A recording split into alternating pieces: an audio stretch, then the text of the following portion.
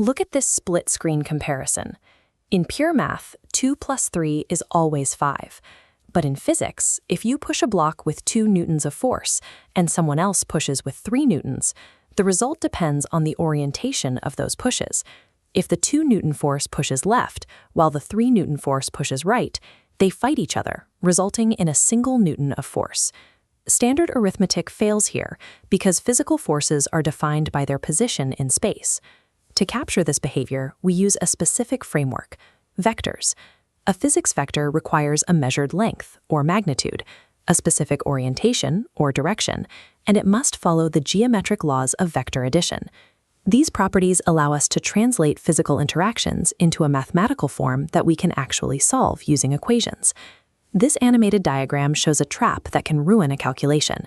Vector A points right, and vector B starts at its tip, appearing to form a 150-degree angle. If you plug 150 degrees into a vector formula, your result will be incorrect. To identify the true angle between two vectors, you have to connect them tail to tail.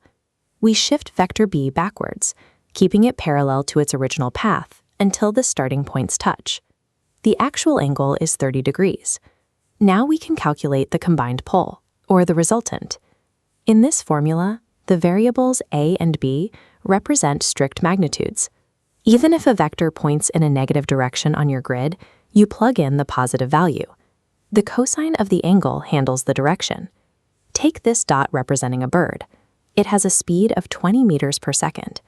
But on its own, this magnitude is directionless.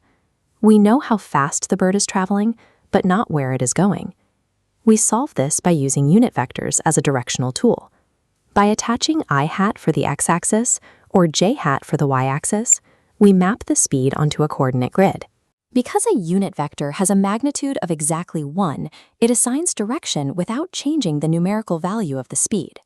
Combining magnitudes with unit vectors allows you to maintain directional consistency throughout a multi-step physics calculation.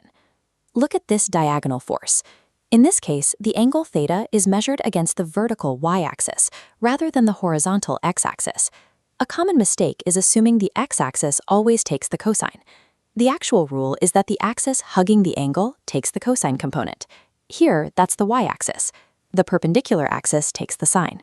We can apply this component rule to more complex systems, like this block being pulled by 3 different forces at once. To find the net force, we break every vector into horizontal and vertical parts. By organizing these into a 2-column table, we can easily sum the forces in each direction, ensuring that opposing vectors are correctly subtracted.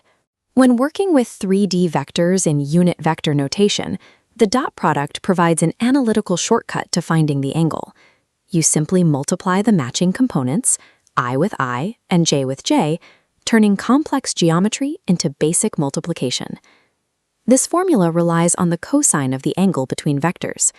Because the cosine of 90 degrees is 0, any 2 perpendicular vectors will have a dot product of 0. Mastering component resolution and the dot product allows you to simplify multi-directional systems into a series of one-dimensional problems. A final essential skill is finding the vector projection of A along B. This is how we determine exactly how much of one vector is acting in the direction of another. We start by finding the scalar value of the shadow A casts onto B. We calculate the dot product of A and B and divide it by the magnitude of B. To convert this scalar shadow into a true vector, we multiply it by the unit vector of B. This assigns the correct direction to our calculated magnitude. This cheat sheet summarizes the 5 core rules. Connect tails to find true angles. Use A plus B and A minus B for resultant limits. The hugging axis takes the cosine. Divide a vector by its magnitude to find the unit vector. And remember that perpendicular vectors have a 0 dot product. Save this framework. These rules are the structural foundation for the mechanics problems you will solve over the next 2 years. Treating vectors as a rigid set of physical tools makes complex mechanics problems more predictable and consistent to solve.